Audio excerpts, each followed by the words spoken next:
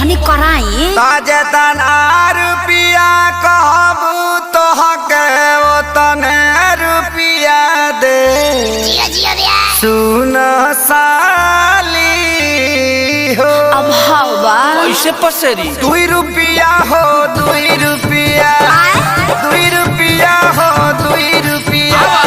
चोली रंगाई दे 2 रुपिया हो चोली रंगाई दे 2 रुपिया हो साया रंगाई पौने 2 रुपिया चोली रंगाई दे 2 रुपिया रे साया रंगाई पौने 2 रुपिया। आए विवेक जी तनी बेंजू पेरी तो चोख पे चुका रहिया से खोती जन पता ना जन जाइया जे जागे कि जाना वहाँ जाइया जे जागे तो हट दोसरा के धनवा जन वहाँ जाइया जे जागे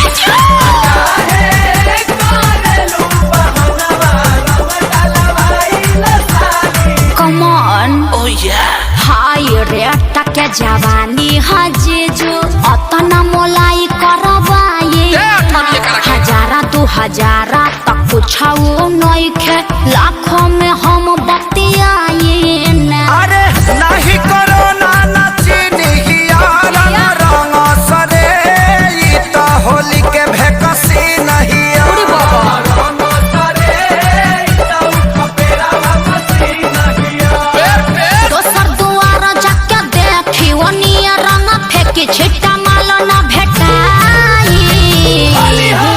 अरे कहता आधा काठा लिख दे हबखे अरे पूरा लिख दे बाकी डालब भर पे आरी खेत बेचवा बनबो का ब्यास तो तहार का जाता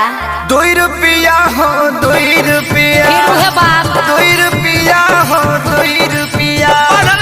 चोली रंगाई दे 2 रुपिया हो No. चोली रंगाई दे 2 रुपिया साया रंगाई पौने 2 रुपिया चोली रंगाई दे 2 रुपिया रे साया रंगाई पौने 2 रुपिया। अरे जीजा जी हरा सोहरा